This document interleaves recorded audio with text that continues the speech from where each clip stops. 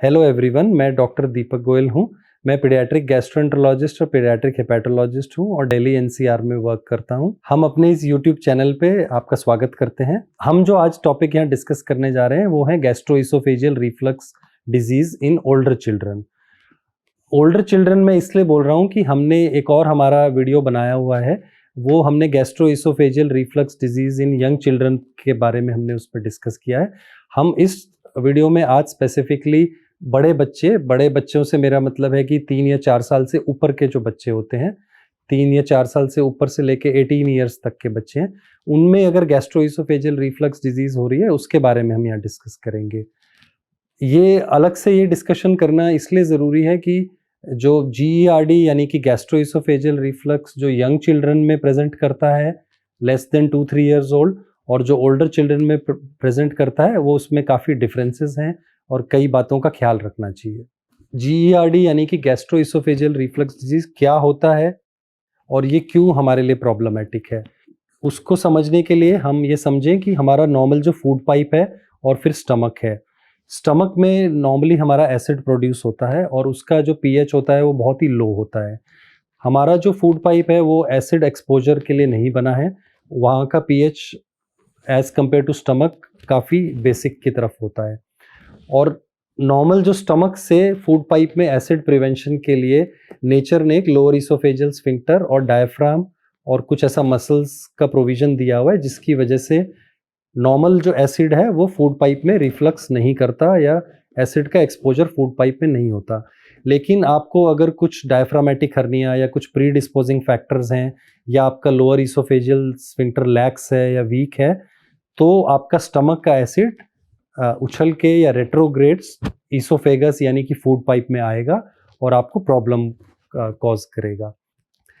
GERD यानी कि gastroesophageal reflux बहुत ही कॉमन प्रॉब्लम है और इंडिया में आई थिंक एवरी 4th या एवरी 5th पर्सन, चाहे आप एडल्ट्स में लें चाहे पीडियाट्रिक पॉपुलेशन में लें, ये काफ़ी कॉमनली लोग अफेक्टेड होते हैं इससे। अगर हम सिम्टम्स की बात करें कि गैस्ट्रोइसोफेजियल रिफ्लक्स डिजीज़ में बड़े बच्चों में क्या सिम्टम आते हैं, तो गैस्ट्रोइसोफेजियल रिफ्लक्स डिजीज़ और काफ़ी हद तक इसमें गैस्ट्राइटिस भी साथ साथ एसोसिएटेड होता है। तो इसमें कई तरह के सिम्टम्स के साथ पेशेंट प्रेजेंट कर सकता है, जिसमें कि एपिगैस्ट्रिक पेन यानी कि अपर एब्डोमेन पेन काफ़ी कॉमन होता है। अगर इसके साथ साथ उन्हें रेट्रोस्टर्नल डिस्कम्फर्ट यानी कि छाती में जलन या खट्टी डकार आना, चेस्ट में डिस्कम्फर्ट होना, चेस्ट में टाइटनेस होना, इस तरह के सिम्टम्स प्रेजेंट कर सकते हैं। हर पेशेंट या हर बच्चा थोड़ा सा डिफरेंटली उसको एक्सप्लेन करता है और उसका डिफरेंटली प्रेजेंट करता है, बट इन जनरल अगर किसी को अपर एब्डोमिनल सिम्टम है, अपर एब्डोमेन पेन है या चेस्ट में डिस्कम्फर्ट हो रहा है सेंट्रल पार्ट में, या जिसे हम रेट्रोस्टर्नल डिस्कम्फर्ट, या उसे मुंह में एसिड फील हो रहा है या सार टेस्ट कुछ आ रहा है या फूड पूरा ऊपर आते हुए फील हो रहा है, तो ये जनरली गैस्ट्रोइसोफेजियल रिफ्लक्स डिजीज़ के सिम्टम होते हैं। ये सारे जो सिम्टम हो रहे हैं वो इसीलिए हो रहे हैं कि आपका एसिड जो कि स्टमक में ही रहना चाहिए या नीचे जाना चाहिए, वो यहाँ ना जाके थोड़ा थोड़ा ऊपर भी आ रहा है। अब स्टमक एसिड कितने लेवल तक ऊपर रिफ्लक्स कर रहा है उसके अकॉर्डिंग सिम्टम्स थोड़े और भी हो सकते हैं। अगर किसी का एसिड बहुत ज़्यादा ऊपर तक रिफ्लक्स करके और थ्रोट तक आ रहा है या माउथ में भी आ रहा है, तो उनको माउथ से रिलेटेड या थ्रोट से रिलेटेड सिम्टम्स भी हो सकते हैं। पेशेंट को फ्रीक्वेंट फेरिंजाइटिस या लैरिंजाइटिस भी हो सकता है। अगर उन्हें क्रॉनिक रिफ्लक्स है तो उसका होर्स वॉइस भी हो सकता है due to laryngeal involvement. Dental abnormalities भी हो सकते हैं उनको due to frequent dental exposure, और उनको माउथ अल्सर्स भी हो सकते हैं या स्टोमेटाइटिस भी हो सकता है जो कि फ्रीक्वेंट एसिड एक्सपोजर की वजह से हो रहा है। काफ़ी बच्चे हमारे पास गैस्ट्रोइसोफेजियल रिफ्लक्स डिजीज़ के साथ साथ एलर्जिक ब्रोंकाइटिस यानी अस्थमा के भी आते हैं, क्योंकि अगर किसी बच्चे को या पेशेंट को बहुत हाई रिफ्लक्स है तो वो एसिड ऊपर आके गले थ्रोट में आके और वो टिकल करके आपके रेस्पिरेटरी ट्रैक्ट में भी जा सकता है और जो आपकी एलर्जिक ब्रोंकाइटिस या एलर्जिक राइनाइटिस को फर्दर प्रीडिस्पोज भी कर सकता है।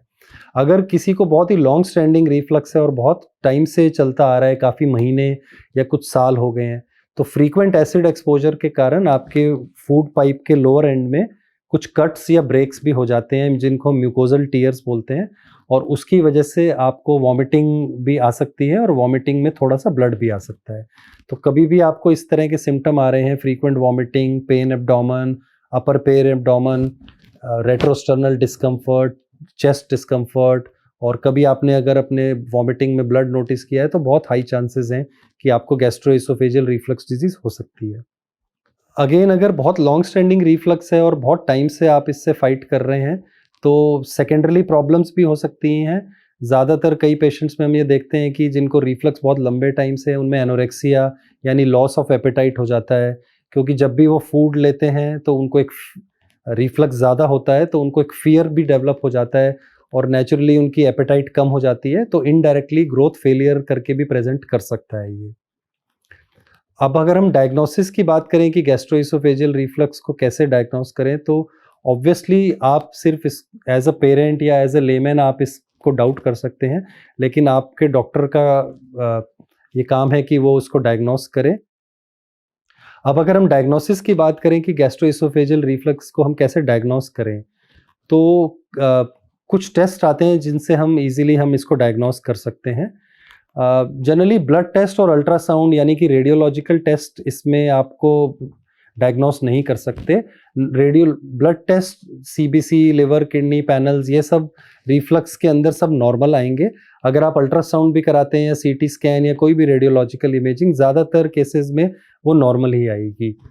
बहुत साल पहले या बहुत टाइम पहले बेरियम स्वेलो करके एक टेस्ट हम लोग यूज़ किया करते थे जिससे कि रिफ्लक्स का पता चल जाता था, लेकिन आजकल उससे और बेटर टेस्ट मार्केट में मौजूद हैं। दो टेस्ट बहुत इंपॉर्टेंट है जो रिफ्लक्स को पता चला लेते हैं। फर्स्ट है 24 आवर pH-मीट्री विद इम्पीडेंस स्टडी, वो हमारे हॉस्पिटल में है और हम काफ़ी फ्रीक्वेंटली करते हैं।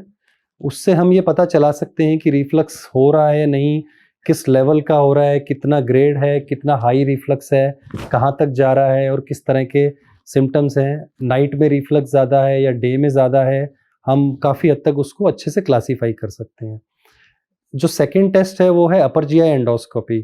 अपर जीआई एंडोस्कोपी से भी आप आराम से पता चला सकते हैं कि इसको रिफ्लक्स है या नहीं है। एंडोस्कोपी के माध्यम से आप ये देख सकते हैं कि ग्रॉसली भी आप देख सकते हैं अपनी आईज से कि कुछ ऐसे रिफ्लक्स एसोसिएटेड चेंजेस हैं, म्यूकोजल टीयर्स हैं, ब्रेक्स हैं, कुछ हेमरेजेस हैं या म्यूकोजल एबनॉर्मलिटीज़ हैं, वो काफ़ी हद तक आपको पता चल जाती है।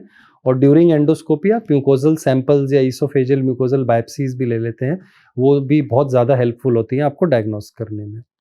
अब हम जीआरडी मैनेजमेंट की अगर बात करें तो जीआरडी मैनेजमेंट में दो चीज़ें हमारे लिए बहुत इंपॉर्टेंट है। फर्स्ट है, हमें थोड़ा लाइफस्टाइल अपने मॉडिफिकेशंस करने होते हैं इंक्लूडिंग डाइट, एंड सेकंड है मेडिसिन्स। तो अगर आपको रिफ्लक्स बहुत ही माइल्ड ग्रेड का है और सिम्टम्स बहुत ही इंटरमिटेंट हैं तो लाइफस्टाइल मॉडिफिकेशन से काफ़ी हद तक आप उसको मैनेज कर सकते हैं। लाइफस्टाइल मॉडिफिकेशन में सबसे जो मेन इम्पॉर्टेंट है वो है कि अपना फूड का क्वांटिटी को थोड़ा सा कंट्रोल करना होगा। जितना भी भूख लग रही है उससे ज़्यादा खाना ना खाएं, इनफैक्ट उससे थोड़ा सा कम खाना खाएं। अपने स्टमक को ओवर डिस्टेंड नहीं करेंगे। अगर आप ओवर डिस्टेंड करेंगे तो ऑब्वियसली स्टमक अगर डिस्टेंडेड है तो रिफ्लक्स भी ज़्यादा होगा। तो जितना भी भूख है उससे थोड़ा सा कम खाना खाएं। आप चाहें तो स्मॉल फ्रीक्वेंट मील्स ले सकते हैं। इंस्टेड ऑफ 3 मेजर मील्स आप उनको डिवाइड करके 6 मील्स में डिवाइड कर सकते हैं, ताकि एक बार का जो क्वांटिटी है वो थोड़ा सा कम होगा। सोने और खाने के बीच में गैप रखिए। अगर आप डे टाइम में सोते हैं तो लंच और स्लीप में एटलीस्ट 1 आवर का गैप रखें, और रात को सोने से पहले भी डिनर थोड़ा अर्ली करें। डिनर और स्लीप के बीच में एटलीस्ट 2 आवर्स का गैप रखें। अगर आपने बहुत हैवी मील कंज्यूम किया है तो कोशिश करके 3 आवर्स का गैप रखिए। इसके अलावा कुछ ऐसे फूड्स हैं जो आपको अवॉइड करने चाहिए, जैसे कि सिट्रिक फ्रूट्स रिफ्लक्स को प्रीडिस्पोज करते हैं। ज़्यादा फ्राइड या ज़्यादा हैवी या फैटी फूड्स हैं वो भी रिफ्लक्स को प्रीडिस्पोज करते हैं, और ज़्यादा मसाले वाला या ज़्यादा स्पाइसी फूड भी आपके लिए हार्मफुल है। कैफिनेटेड बेवरेजेस जैसे कि टी, कॉफ़ी का भी कंजम्पशन थोड़ा सा कम करें, और स्मोकिंग भी रिफ्लक्स को प्रीडिस्पोज करती है तो स्मोकिंग को भी अवॉइड करें। अगर आपका लाइफस्टाइल मॉडिफिकेशन से मैनेज हो पा रहे हैं सिम्टम्स और आप कंफर्टेबल हैं most of the time, then it's fine. लेकिन अगर डिस्पाइट लाइफस्टाइल चेंजेस भी अगर आप अफेक्टेड हैं या आपको सिम्टम्स हैं तब आपको ऑब्वियसली डॉक्टर से कंसल्ट करके और मेडिसिन स्टार्ट करनी पड़ेगी। एसिड सप्रेशन मेडिकेशंस में 2 मेडिकेशंस काफ़ी कॉमनली अवेलेबल है मार्केट में और काफ़ी इफ़ेक्टिव हैं। फर्स्ट क्लास जो है वो H2 रिसेप्टर एंटागोनिस्ट होती है, जिसमें रैनिटिडीन ग्रुप ऑफ ड्रग है, वो अच्छी इफ़ेक्टिव है।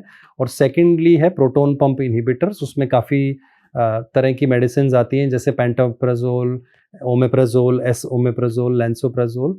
सो दोनों क्लास ऑफ ड्रग्स काफ़ी इफ़ेक्टिव है। अगर आपको प्रूवन रिफ्लक्स है और आपके डॉक्टर ने उसको कंफर्म किया है टेस्ट से, एंडोस्कोपी से या 24 आवर पीएचमीट्री से, और वो हाई ग्रेड रिफ्लक्स है और आपको सिम्टम्स परसिस्ट कर रहे हैं, तो आपको मेडिसिन ज़रूर लेनी चाहिए, और मेडिसिन राइट टाइम पे और प्रॉपर ड्यूरेशन के लिए लेनी चाहिए। नॉर्मल के अदर डिजीज़ के कंपैरिजन में ये एसिड सप्रेशन मेडिसिन रिफ्लक्स में थोड़ा सा ज़्यादा लंबे टाइम चलती है, बट अपने डॉक्टर के टच में रहकर उसका कोर्स को पूरा कंप्लीट करिए और उसको स्लोली और ग्रेजुअली फिर टेपर करके और स्टॉप करिएगा। मैं एक्सपेक्ट करता हूँ कि आपको ये वीडियो अच्छा लगा होगा और काफ़ी इन्फॉर्मेटिव रहा होगा। अगर आपको ये वीडियो अच्छा लगा तो प्लीज़ इस वीडियो को लाइक करें और हमारे चैनल को सब्सक्राइब करें। कई बार एक वीडियो में हम सारी चीज़ों या सारी क्वेरीज़ का आंसर नहीं दे पाते, तो अगर आपको कुछ भी फर्दर डाउट्स या क्वेश्चन हो तो प्लीज़ डोंट हेजिटेट, आप अपना क्वेरीज़ कमेंट सेक्शन में डालें और हमारी टीम आपको जल्दी रिस्पॉन्ड करेगी। Thank you very much.